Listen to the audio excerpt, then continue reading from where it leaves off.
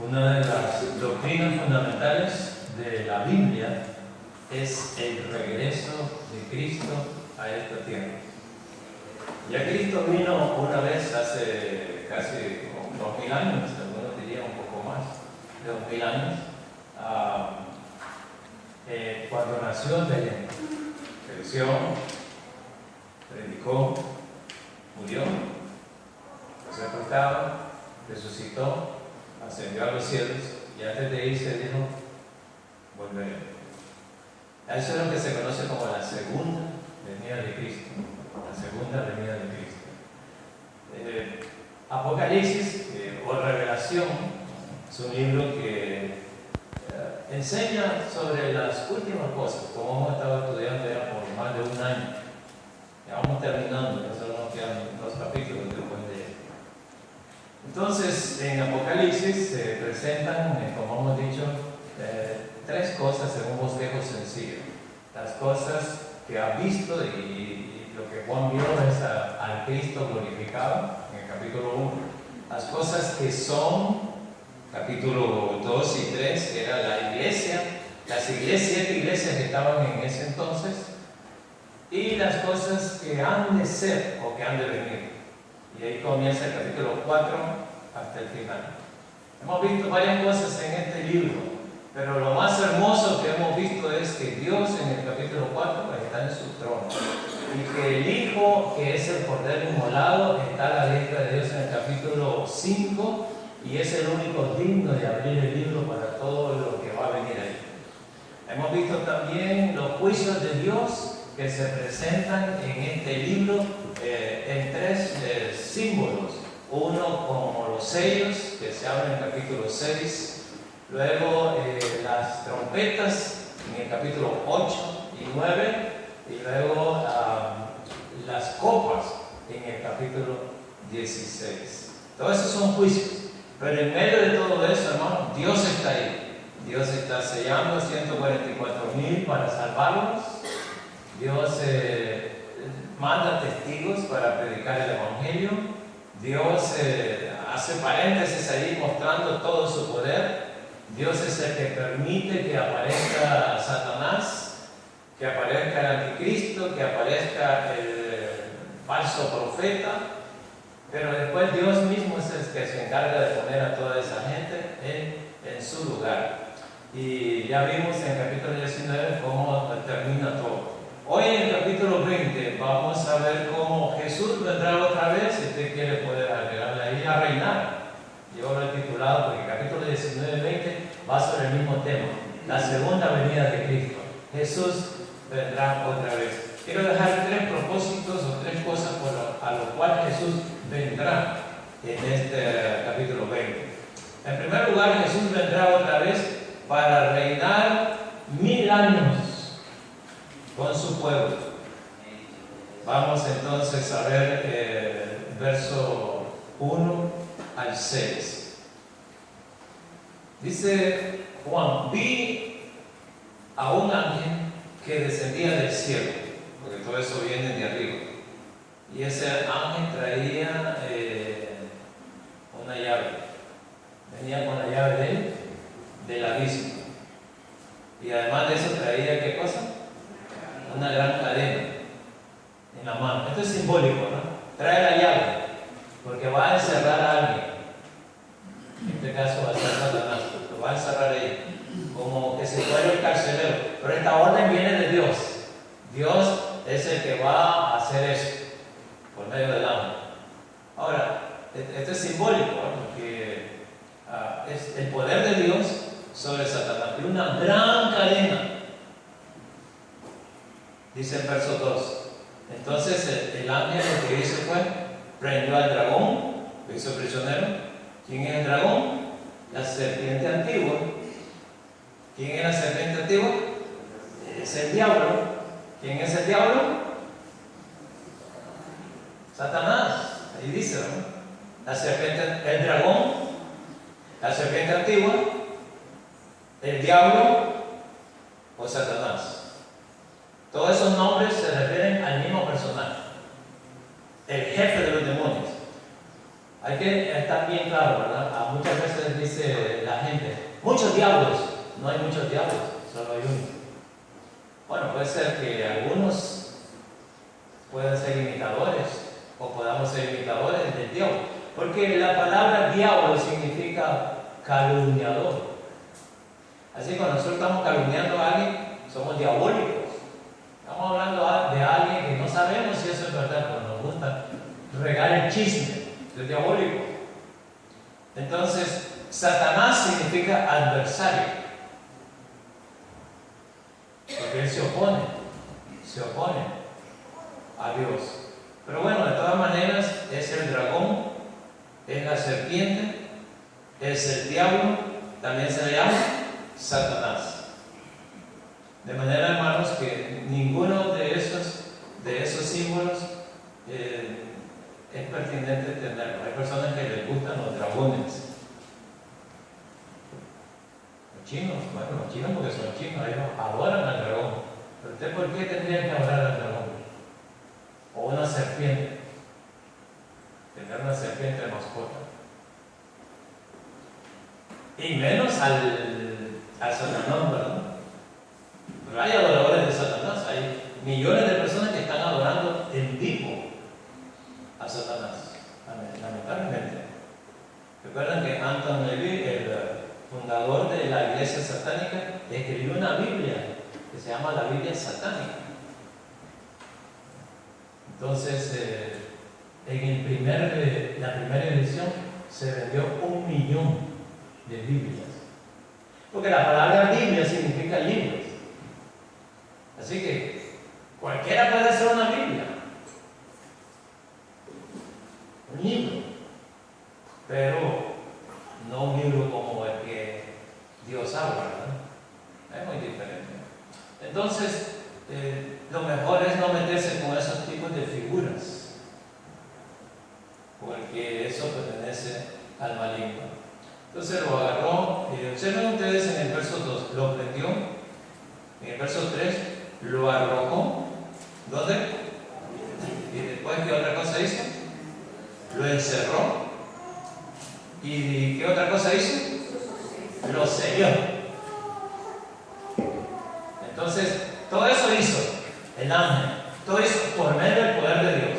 Lo prendió, lo ató, lo arrojó, lo encerró y lo selló. Esas son acciones que vemos ahí en el verso 2 y 3. Muy bien, entonces ahora Satanás está amarrado con una gran cadena, está prisionero. No ahora.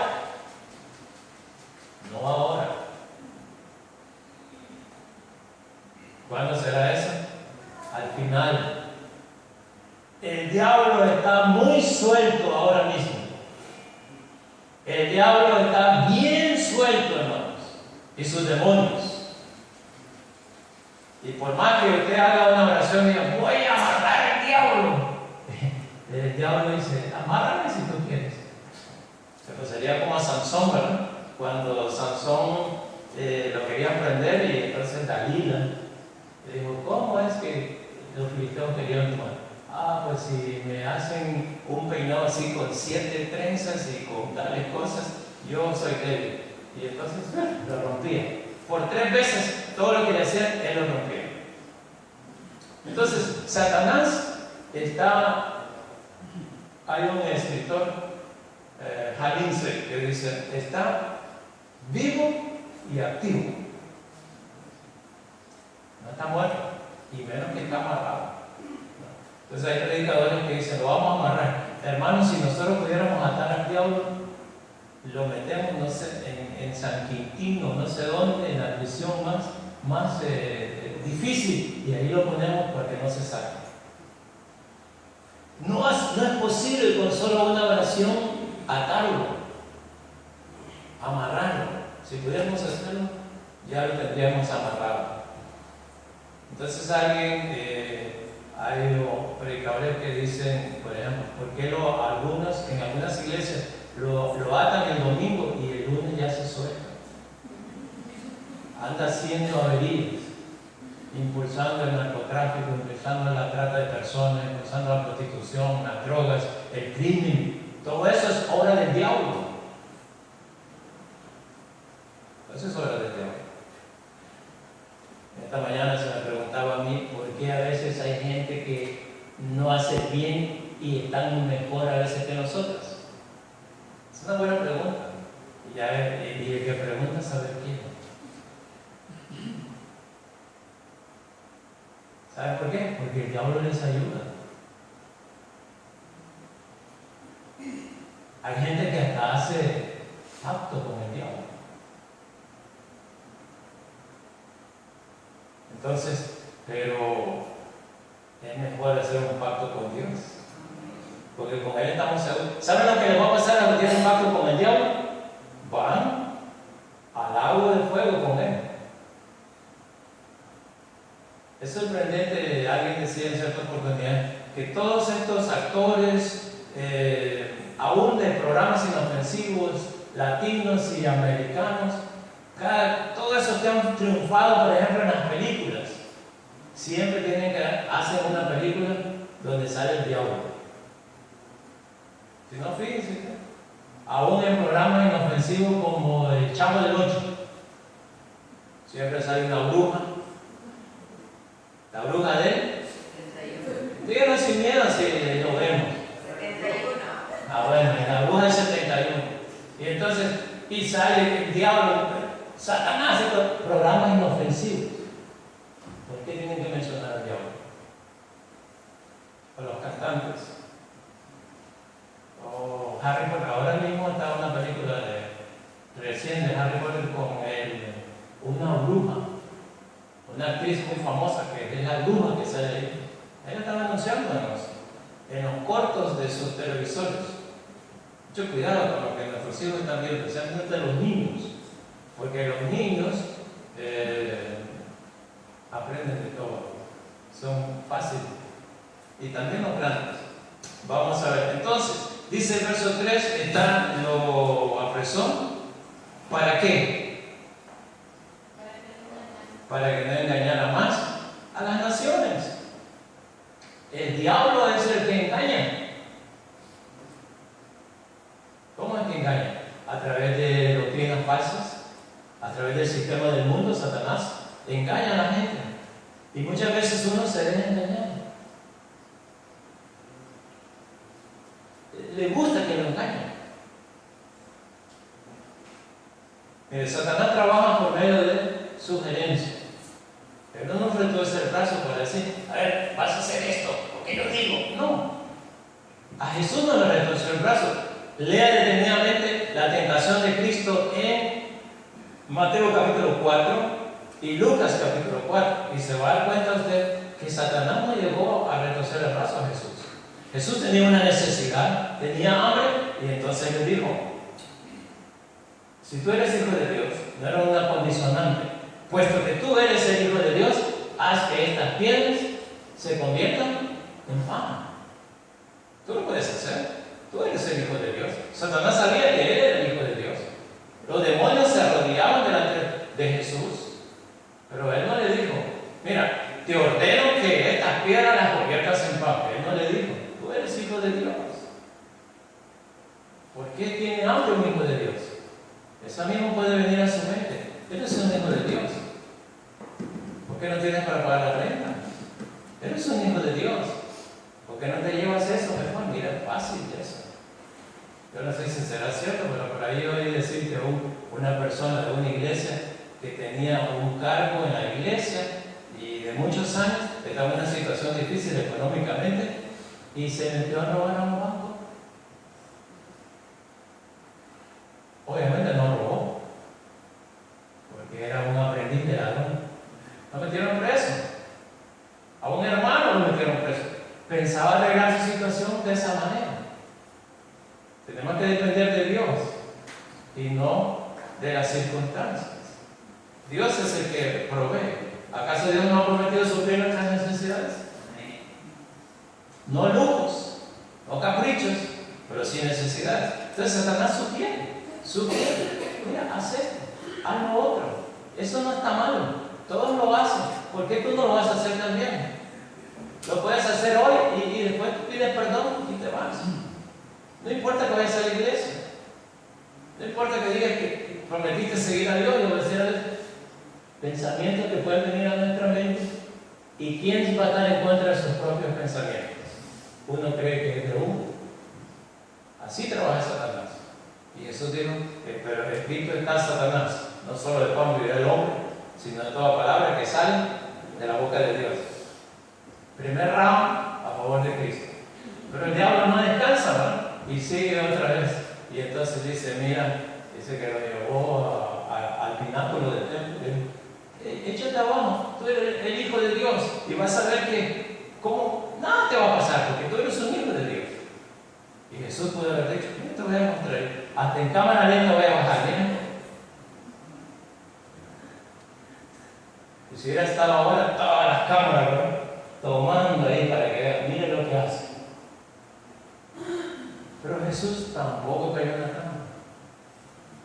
No lo hizo. Al Señor tu Dios dará gracia y a Él solo servirás. ¿Qué es lo que estaba haciendo Satanás? Estaba tocando el ego de Jesús, a ver si lo convencía. Y después dice que le mostró todos los reinos del mundo. Y dijo, todo esto te daré. Si postrar, me adoraré. Te doy todo eso, aunque no lo dé, pero Él promete. Recuerden que Satanás es mentiroso. Entonces va a ser apresado para no engañar. Cada vez que haya un problema en su vida, un problema espiritual, que usted pregúntese, ¿este problema es interno de mi naturaleza del pecado? ¿Es del mundo, del sistema del mundo? ¿O es del diablo que me está sucediendo esto? ¿O es de los tres? Porque el mayor mal es de nosotros. Usted puede leer Marcos 7:21, dice, ¿de dónde salen los malos pensamientos? De dentro del corazón del hombre salen los malos pensamientos, la fornicación, los adulterios, los homicidios, la vida, las contiendas, todo sale de dentro de nosotros. Satanás lo único que hace es sugerir. Pero el problema es que en nosotros.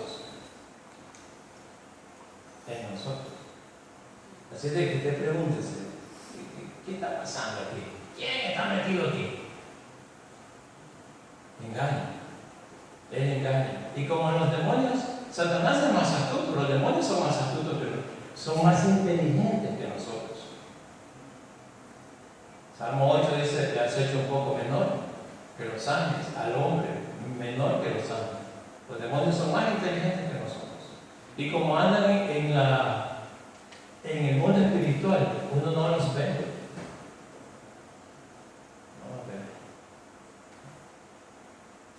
Cuando yo era pequeño me vi una película, estaba en una escuela y aparece el diablo, ¿verdad? Ahí el diablo, y entonces el diablo le pega en la cabeza a otro muchacho. Claro, el que estaba atrás dice, ¿por qué me estás pegando? No, yo no te estoy pegando. Y entonces le vuelve a dar hasta que se cansaron, ¿verdad? Y yo creo que el diablo, como se mueve en el mundo espiritual, dice, a veces uno oye cosas que no son. Le dicen una cosa a uno y uno oye otra. ¿Qué está diciendo? A menos que ya esté perdiendo el oído, ¿no? Y entonces puede comenzar a pelear entre la pareja. Tal vez el otro le está diciendo amigo y el otro dice, no es contigo. Y le dijo amigo. Entonces, puede suceder que el diablo entre ahí, no con la cola, porque no tiene cola. Todo eso de que tiene cola y tiene tridente y cachos, eso es invento de la gente. Tal vez por lo del dragón habrán inventado eso. Pero nunca he encontrado en la Biblia un personaje que diga que tiene un tridente que va a estar asando a la gente. No se ve eso. Pero en este momento él va a ser atado, en ese tiempo va a ser atado para que no engañe más a las naciones hasta que se cumplan los 1000 años. Y después de esto debe ser desatado por un poco de tiempo. Va a ser desatado para demostrar que no toda la culpa es del diablo, hermanos. No toda la culpa es del diablo. A veces le echamos toda la culpa al diablo. Digo, mire que el diablo me hizo beber. ¿Acaso el diablo le puso el trago a la botella? Es que el diablo fue el que me hizo agarrar a esa mujer. ¿Acaso el diablo? Gracias, Andrea, por decir amén. Entonces, es fácil echarle la culpa al diablo. Nosotros somos los responsables de decir sí o no. Tenemos libre albedrío. Nosotros somos los responsables. Entonces, aquí Satanás va a ser atado, pero va a ver que la gente todavía va a ser rebelde. Va a estar más controlado el mal, pero todavía Dios va a demostrar que el mal está en nosotros. Muy bien, en el verso 4, aquí vemos ya al Señor reinando. Vi tronos y se sentaron sobre ellos los que recibieron facultad de juzgar. Los 24 tronos, los santos, todos los redimidos, incluyendo la iglesia y los santos de la gran tribulación. Dice en el verso 4, y vi las almas de los decapitados por causa del testimonio de Jesús, todos los que mueran en la gran tribulación, y por la palabra de Dios, los que no habían adorado a la bestia ni a su imagen, y que no recibieron la marca en sus frentes ni en sus manos, y vivieron y reinaron con Cristo 1000 años.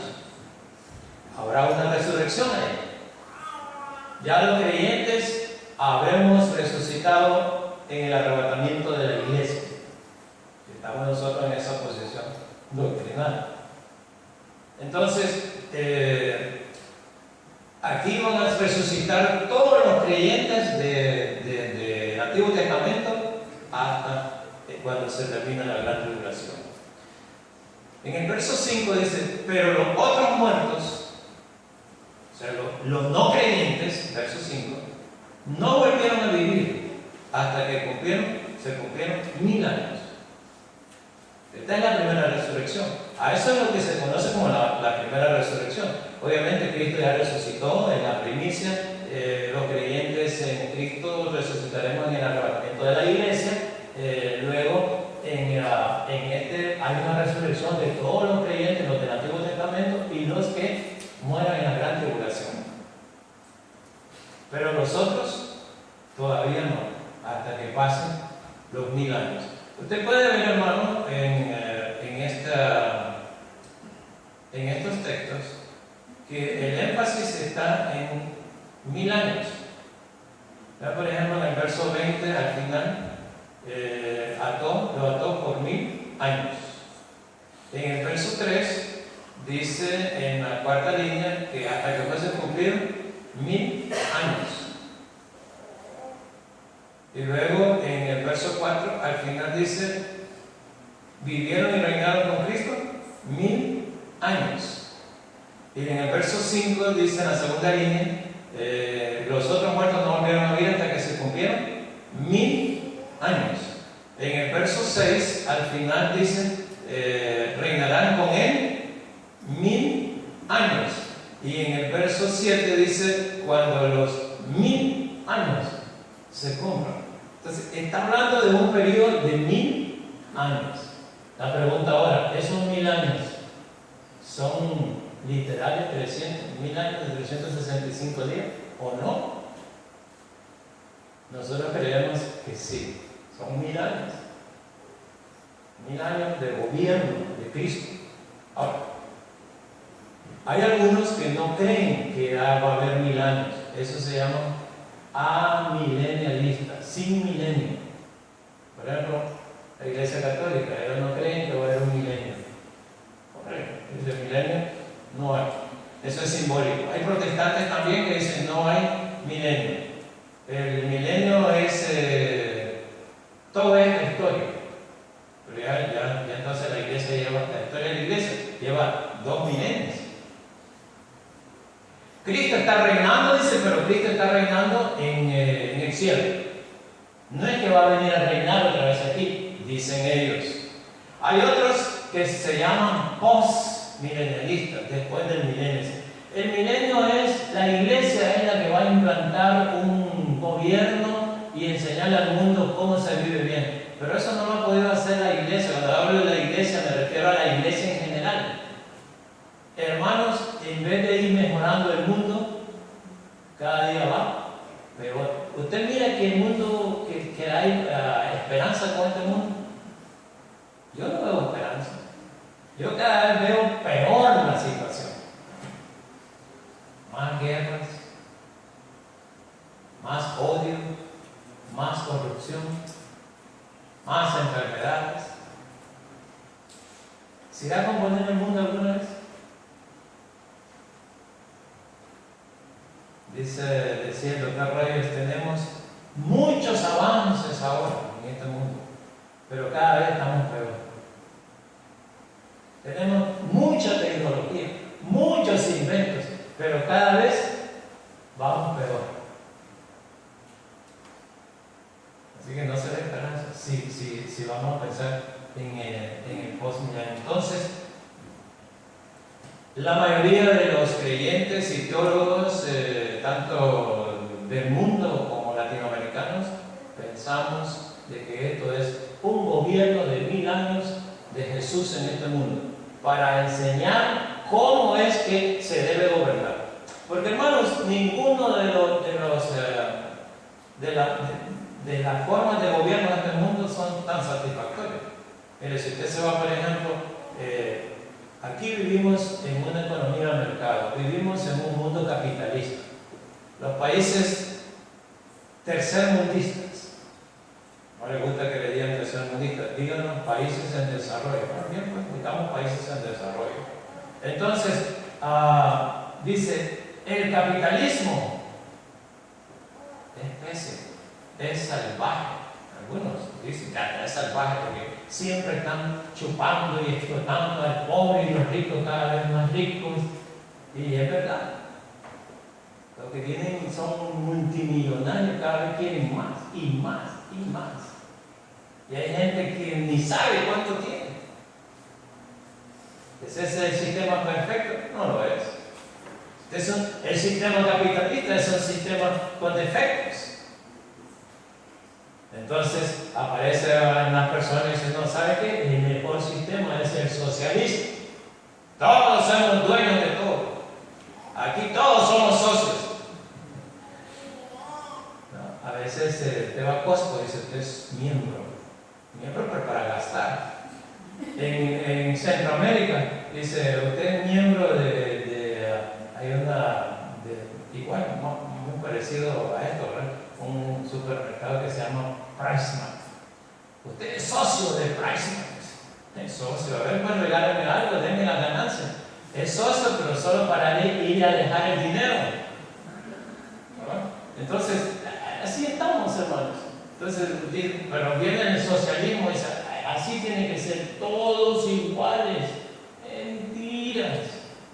Mentiras. Eso no funciona. Siempre los grandotes van a andar mejor, van a tener más. Porque el Señor Jesucristo dijo, los hombres, los gobernantes se enseñorean de las naciones. Cuando el pueblo de Israel pidió un rey, entonces dijo Dios, no, a mí me han desechado. Porque vean lo que le va a pedir ese rey. Va a pedir a sus muchachos, va a pedir a sus muchachos para el ejército, van a tener que pagar impuestos, y entonces fue tremendo para el pueblo de Israel. Pero querían un rey, entonces le dio a Saúl. Y después a David, y después a Salomón. Pero todos los gobiernos son iguales. Son iguales. Todos, los grandes y los pequeños. El presidente de este país, que andaba en una gira por el lado de Europa, Ucrania, y lo captaron, ¿verdad? Ahí en un video haciendo su ejercicio y todo. Entonces pone la nota de prensa. En el hotel donde se hospeda el presidente Obama, $1,500 por noche. Uno anda buscando de $10. Pero hay otros, ¿verdad?, que no tienen avión aquí porque hay mucha plata. Pero en otros lugares, países, andan en su propio avión. Y si no lo tienen, lo rentan. Y no voy a decir nombre porque en algún momento voy a viajar a América Latina. el video en acción ahora mismo.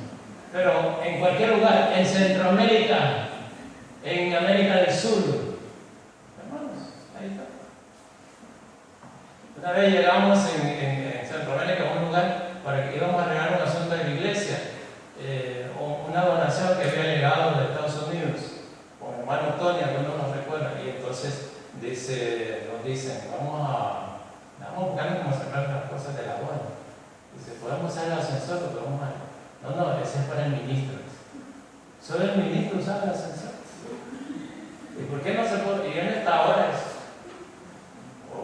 yo tenía ganas de decir, pero yo soy ministro evangélico también. ¿Por qué no me dejan usar? Imagínate, un ascensor solo para el ministro. Como dicen por ahí, o todos hijos, o todos centenados, o todos en la cama, o todos en el piso. Pero no es así, hermano, ¿verdad? No es así. Entonces, ningún sistema es... Y peor con aquel sistema cuando dice, usted va a tener todo aquí, pero va a pensar como yo quiero. Peor todavía. Entonces, ni el capitalismo, ni el socialismo, ni el comunismo, ningún sistema es el mejor. Ustedes escojan el que más quieran, más les convenga. ¿Saben cuál va a ser el mejor? El de Cristo. El gobierno de Cristo. Él va a enseñar. En Isaías dice que las armas se van a convertir en arados, en instrumentos de trabajo.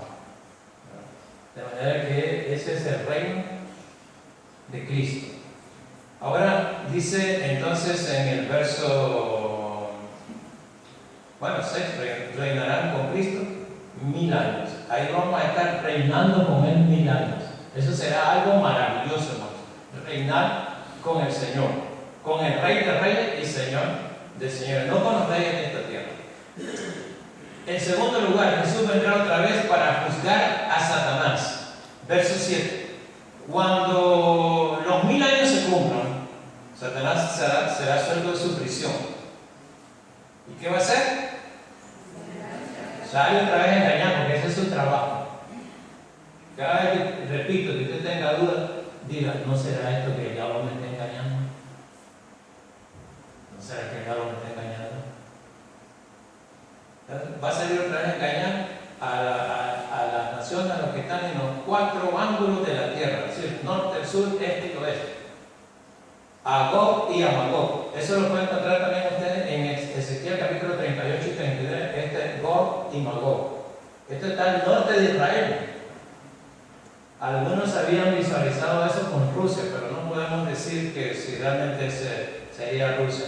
Pero serán pueblos que van a estar en contra del Señor. Todos los pueblos se van a poner en contra del Señor, a fin de reunirnos para la batalla, el número de los cuales es como la arena del mar. Verso 9. Subieron sobre la anchura de la tierra, rodearon el campamento de los santos y la ciudad amada. Jerusalén siempre será considerada como la ciudad amada. Algunos creen que es la Jerusalén de ahora que va a ser atacada, otros dicen que será la nueva Jerusalén. Pero no importa cuál sea. Entonces, inmediatamente dice, y de Dios descendió fuego del cielo, ¿y qué les pasó? Y los consumió. Se acabaron. Ahí esto sí ya se acabó, ya no hay nada más. Todavía la gente va a querer pelear. Es como que está innato, ¿verdad? En el ser humano, en el pecador. Pelea, desde que entró el pecado en el mundo, desde que Caín mató a su hermano Abel, ha seguido el pleito. ¿Y por qué, hermano? Porque no nos gusta humillarnos. No queremos eso, es poder decir, no, usted gana. Vi por ahí una noticia, estaban 2 luchadores peleando. Y entonces dice que uno de ellos, de esos de lucha libre, le daba al otro y aquí, entonces le volvían a parar y le seguía dando. Y entonces el hombre que estaba ganando, al final dice, me rindo. me rindo. Me impactó eso. Se rindió para no seguirle dando al otro. Eso es bonito. Él estaba ganando, pero dice, me rindo. Le dieron la pelea al otro, al que estaba todo masacrado, ¿no? Me rindo, pero yo no quería seguir masacrando. No podemos hacer eso nosotros. Cuando usted sienta que alguien está, me rindo. Levanto mis brazos, tú ganas, mi amor. Yo perdí ahora. Si es la pareja. ¿Ah? ¿No les gusta eso? Tal vez no puede decir, ¡ay, no! Ríndase usted, pero yo no. A mí el que me las hace me las paga. Yo soy manso, pero no menso. Yo soy, decía un hermano, yo soy no de sangre colorada, de hueso colorado. ¿Y qué quiere decir eso? De mecha corta. ¿Qué quiere decir eso? Exploto rápido. De hueso colorado, de mecha corta, de sangre española. O yo soy de sangre indígena. Los indígenas no se rinden, dice. Oh, Señor. Si el Señor hubiera venido con esa política a este mundo, hubiera sido terrible. Pero Jesús, lo primero que hizo con sus brazos abiertos y muriendo en la cruz es: Padre, perdónanos. Que no saben lo que hacen. Si ellos supieran cómo matarían, si ellos supieran por qué estoy aquí, no harían eso. ¿Podemos hacer eso nosotros también? Señor, perdóname. No sé por qué me está diciendo, perdona. O yo perdono también. Entonces, hermanos, el diablo que dice en el verso 10, y el diablo que los engañaba fue lanzado en el lago de fuego y azufre. Ya vimos en el capítulo 19 que ahí fue lanzado el anticristo y el falso profeta. ¿Y qué les va a pasar? Serán atormentados día y noche. Está en el verso 10. Día y noche por los siglos de los siglos. Y pregunto así, hermanos, porque siga subiendo. El doctor Reyes decía, Adrián Reyes, que ya está con el Señor. Solamente, voy a hacer este paréntesis porque esto me gusta mucho. Solamente hay dos razones para que una persona no tenga una Biblia. Una es que se avergüence de la Biblia. Y dos, que no tenga una relación personal con Dios. Me quedó pero bien grabado eso. Y yo dije, señores, cuando no más pueda lo voy a decir en inglés. Ya pude. Solamente hay dos razones porque una persona no tenga una Biblia. Una, porque le dé vergüenza andar con su Biblia. Usted va, por ejemplo, a Guatemala hoy, hermano, mire, son miles de gente que van con su Biblia ahí. La iglesia, en el autobús, en carros, miles. Sin pena. ¿Por qué le va a dar vergüenza andar con la palabra de Dios? Y la otra razón es porque no es creyente. No le importa.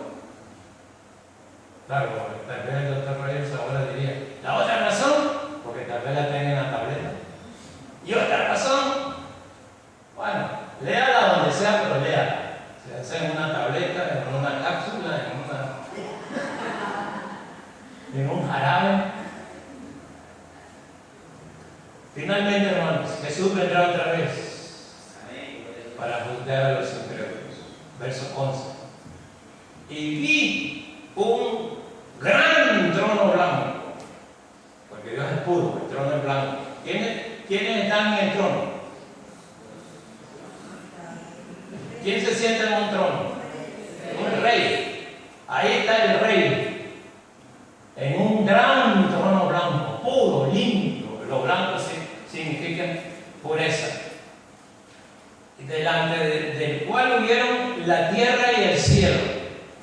Esto es simbólico, ¿verdad? La tierra dijo, yo me voy, porque esto que viene es terrible. Y el cielo también dijo, no quiero ver esto.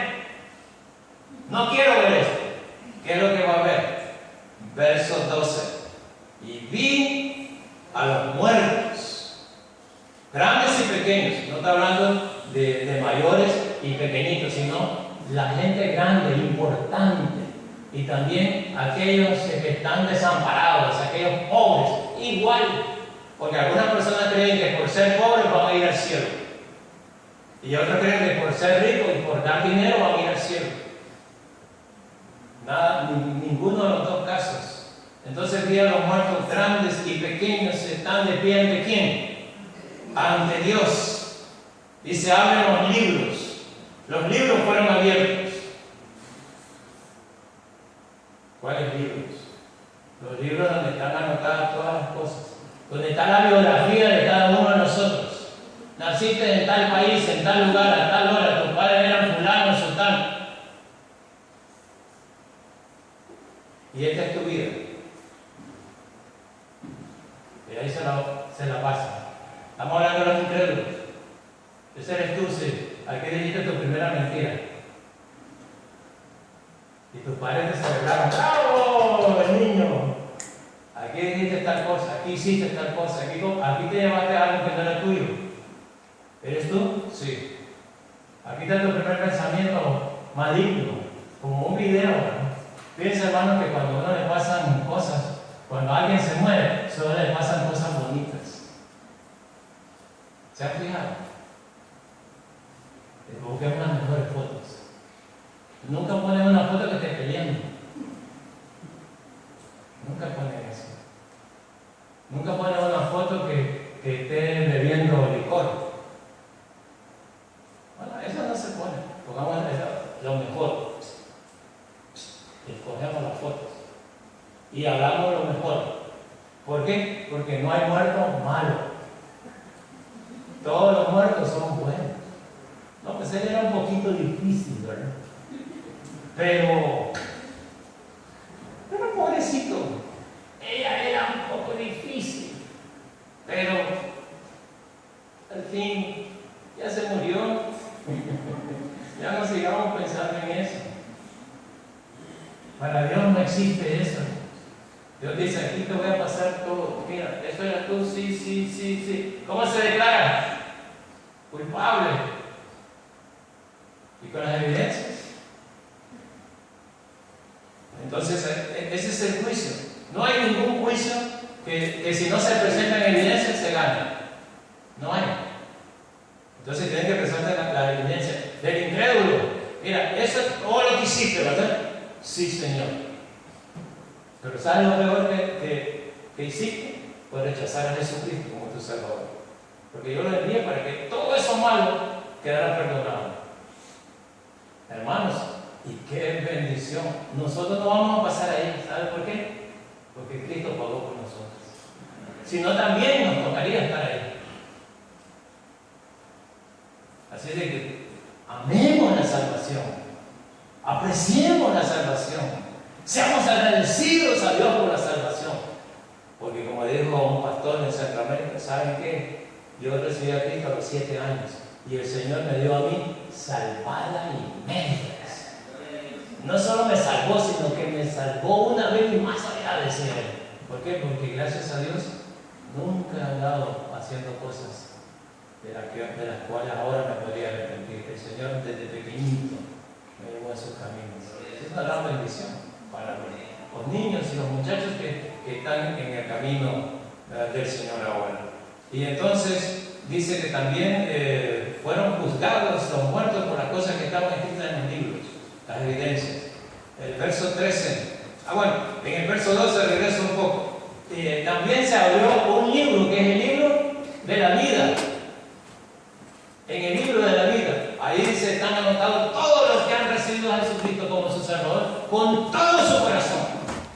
No es solamente que han levantado la mano, no es solamente que se han puesto de pie, sino a los que han recibido a Cristo de veras con todo su corazón y que están listos hasta morir con Cristo, como dice la canción, ¿verdad?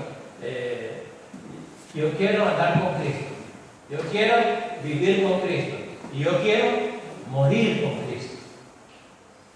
Eso es lo mejor que nos puede pasar en esta vida. Y luego dice en el verso 13, el mar entregó los muertos. Porque algunos creían que los que se morían en el mar, su alma andaba penando. ¿Cierto? Lo que ellos creían. No, pero se murió en el mar, salió. ¿Cuántos han muerto en el mar? ¿Cuántos han sido tirados al mar? Iban a salir. La muerte y el Hades. El Hades es el lugar donde están ahora las almas que están esperando este juicio final. Aquí están los muertos. Y fueron juzgados cada uno según sus obras. Por esto, y por esto, y por esto, y por esto, y por esto, y por esto, y por esto, y por esto, usted está condenado. Cometió tantos delitos, no hay perdón. Y ahí ya no hay oportunidad. Es decir, Señor, pues, no podríamos arreglar esto de otra manera, como hacen en otros países, ¿verdad? No podemos arreglar. ¿Cuánto le puedo yo? Pasar ahí debajo de la mesa, sobornar. A ese juez no se le puede sobornar. Eso es solo para recibir un veredicto, ¿no? Condenado para siempre. Entonces, verso 14: la muerte y el Hades fueron lanzados al lago de fuego. Todo. Satanás, el falso profeta, el anticristo, los incrédulos, y todo en el agua, la muerte, el Hades, todo ahí en el lago de fuego. Y eso dice es la muerte segunda. Muerte segunda. Espiritual, la separación completa de Dios. De ahí que alguien dijera, el que nace solo una vez va a morir dos, física y espiritual. Y el que nace dos veces solo va a morir una. Repito un poco más despacio: el que nace solo una vez físicamente va a morir dos, física y espiritual. Pero el que nace dos veces, físico y espiritual, entonces solo va a morir una, físicamente. Y si nos acompaña la misericordia de Dios, seríamos transformados y no morir, que sería lo más bonito del mundo. Finalizamos con el verso 15. Y el que no se haya inscrito en el libro de la vida, ¿qué le pasó? Fue lanzado al lago de fuego. Ahí. No está escrito. Entonces, en el libro, búsquelo. Ahí el ángel. Eso es simbólico, ¿verdad? Porque ahora viene con la tecnología, te puede buscar rápidamente en la internet. Ahora Dios está más avanzado todavía. Pero el ángel, esta está poniendo un ejemplo. Vamos a buscar. José Delgado. Sí, ahí está. ¿Está seguro usted que está en el libro de la vida? Usted no sé, a lo mejor, tal vez, quizás, de repente. Solo Dios sabe.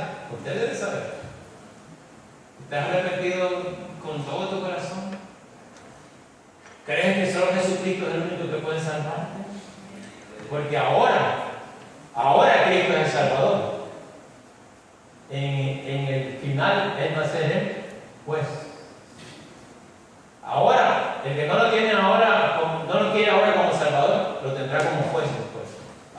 Y qué cosa más terrible estar ante un juez. Un amigo, hermano y amigo y compañero del ministerio me dijo: pastor, usted no tiene la idea de lo que es estar ante un juez. Y yo viví en Estados Unidos, trabajé en Centroamérica muchos años como médico, y una vez me pusieron una demanda ante un juez. Es terrible. Y si usted ha tenido que ir a corte, la verdad que es feíto estar ahí en la corte. Y peor si lo llaman y dicen: usted está acusado de un delito. ¿Y qué tal que dijera: mire, usted está acusado de 5 delitos? Ay, Dios mío. ¿Y sabe qué? Su causa es por 10 delitos. ¡Ay! ¿Sabe qué? Su causa es por 100 delitos. Y en nuestra vida tenemos más de uno, de de 5, de 10, de 100. ¿Cuántos pecados hemos cometido? ¿100, 200, 500, 1000, 50,000, 100,000? Por todo eso lo pagó Jesucristo. Todos nos descargamos como ovejas, cada cual se apartó por su camino, pero Jehová cargó en él el pecado de todos nosotros. Jesús vendrá otra vez, vendrá para reinar con sus santos. Jesús vendrá otra vez, vendrá para juzgar a Satanás y ponerlo totalmente en su lugar. Y Jesús vendrá otra vez para juzgar a los incrédulos. ¿Han escuchado lo que dice el credo? Vendrá a juzgar a los vivos y a los muertos. Eso es verdad. Gracias a Dios porque ya nosotros, nuestros pecados fueron puestos en Jesús. Vamos a orar. ¿Hay alguna persona en esta mañana que por primera vez quiera recibir a Jesucristo como su Salvador? Si no lo ha hecho antes, hoy es una buena oportunidad para hacerlo.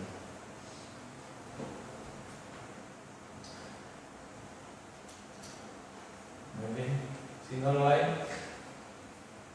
quisiera que reflexionemos seriamente en esto y podamos decir al Señor: Señor, perdóname porque yo no he tomado tan en serio, tan grande salvación que me ha dado, Señor. Me has librado tremendamente del pecado, de la condenación eterna. Gracias, Señor, del fuego eterno. Si usted no lo ha hecho o ha andado un poco ahí como despistado, debe perdón esta mañana al Señor, póngase de pie y dígale: Señor, gracias porque has hecho grandes cosas para mí, Señor. Perdóname porque yo no he reflexionado tan seriamente en todo esto y en lo que viene, Señor, que no me importa. Dios le bendiga, Dios le bendiga. ¿Hay alguien más que en esta mañana quiera ponerse delante del Señor? Dios le bendiga.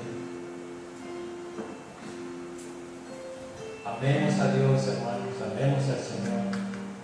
Él ha sido tan bueno con nosotros, tan hermoso, ha dado todo por nosotros.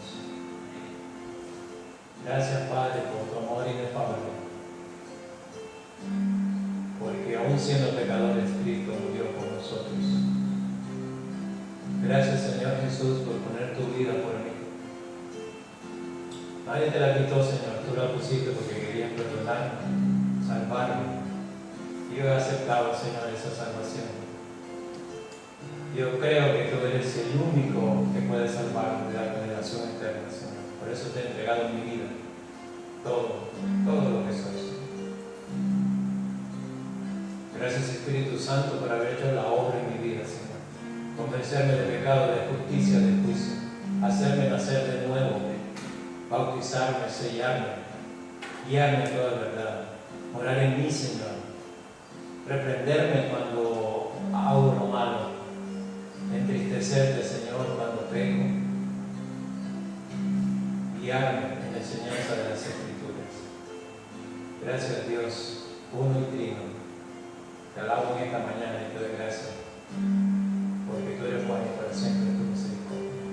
En el nombre de Jesús. Amén. Al sentarse, hermanos, vamos a ir concluyendo con esta reunión.